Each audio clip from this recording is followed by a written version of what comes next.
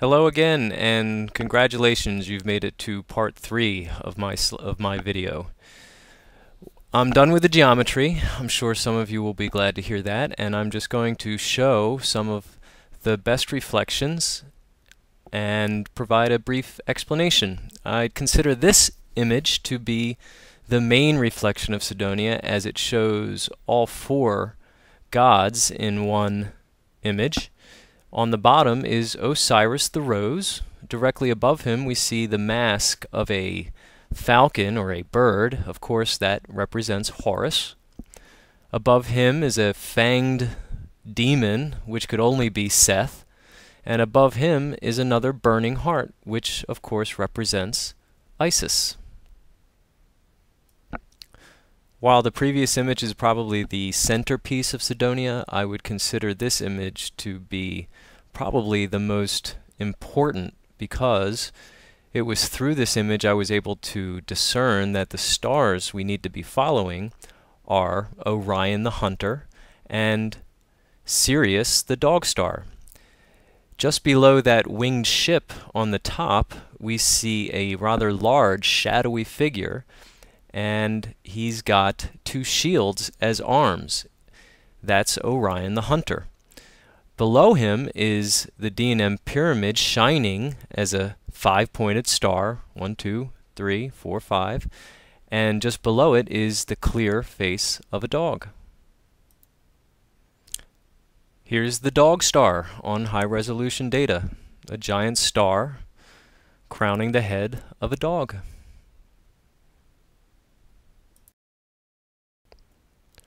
You've seen this Sphinx once before, but I just thought I'd show him to you again and show you how this reflection leads into all the other symbols that represent Osiris.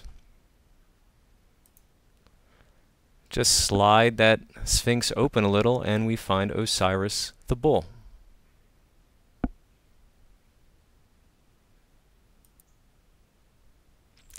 Osiris the rose.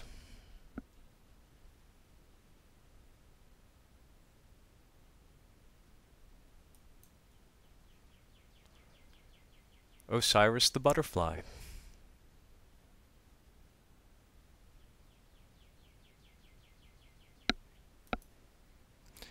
In the western half of Cydonia is another dragon, and this dragon comes into focus as Orion overtakes Ra in the west, as, again, Mars's tilt changes.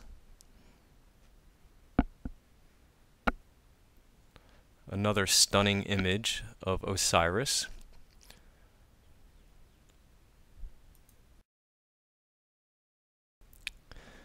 This reflection represents the resurrection of Osiris.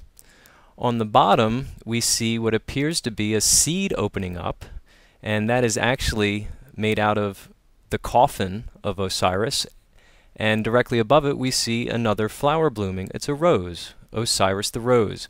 On either side of him, if one looks closely, one sees a horned profile of a face. So we see the horned Seth staring at the coffin of Osiris. In the top of the image is a pentagon with a face on top, and as we learned through the reflection of the king, this feature represents Ra. So Osiris is resurrected through the house of Ra.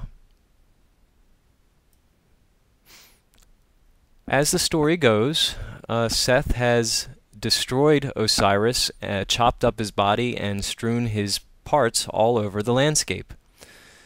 Isis is left to collect them all, and she endeavors to find them, and eventually she comes across the phallus of Osiris and impregnates herself. And that is the Immaculate Conception, the same story that pervades almost all the religions around our world. And if we examine this image closely, we see on the bottom, of course, the phallus, and working our way up, we see the vulva, and if you look at her head, it's a perfectly shaped heart, and there are eyes and a nose and a mouth. Now I hope people are starting to get the point here that Cydonia is not just about faces, it's about symbols, and clearly this is a burning heart, and it isn't just the burning heart of Isis, it just so happens to be the pregnant heart of Isis. Through the geometry, the heart eventually pops open and Horus is born.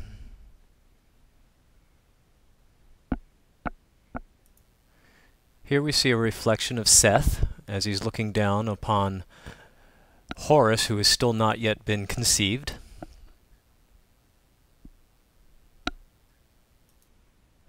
What we're looking at here is high-resolution data of the city and a reflection of the fort.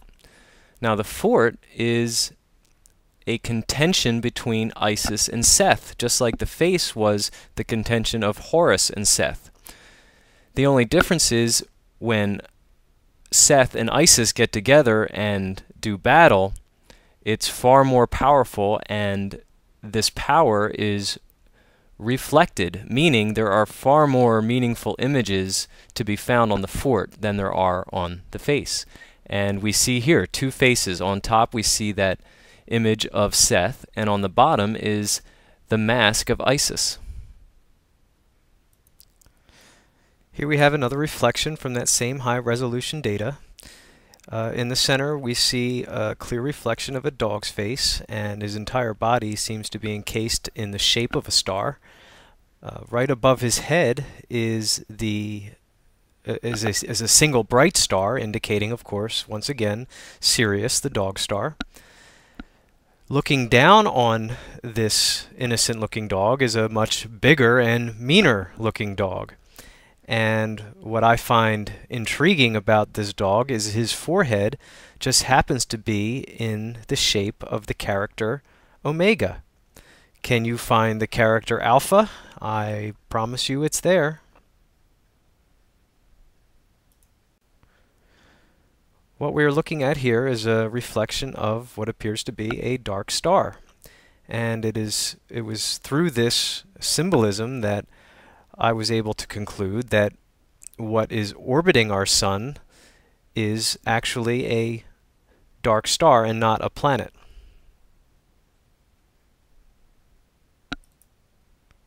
This reflection was first discovered by George Haas and William Saunders. It was published in their book, the Cydonia Codex. However, they omitted that feature on top of the monkey's head, and I feel our interpretations are vastly different because their perspective simply isn't broad enough to accommodate all the symbolism that accompanies Cydonia. So how I've interpreted this image is simply by looking at all the available analogs on Earth, and simply the monkey's face is Hanuman.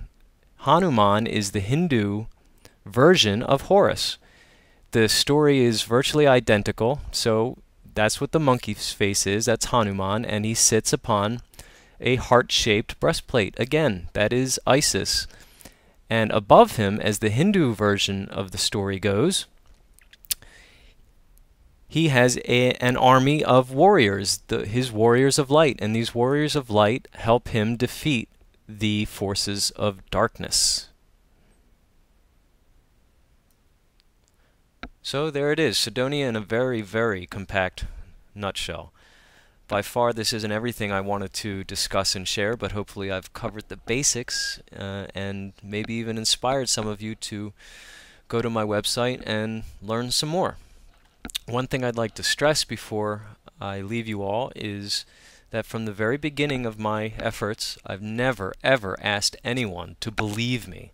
I think part of the lesson here is to discover the truth for oneself. I mean, truth, by definition, must be self-evident. And it is my contention that if anyone applies a little common sense and measurement to the problem of Cydonia, one will inevitably come to the same conclusions I have. I think if that happens, then maybe humanity will finally unlock and discover its true potential and opportunity. Thanks for taking the time to listen.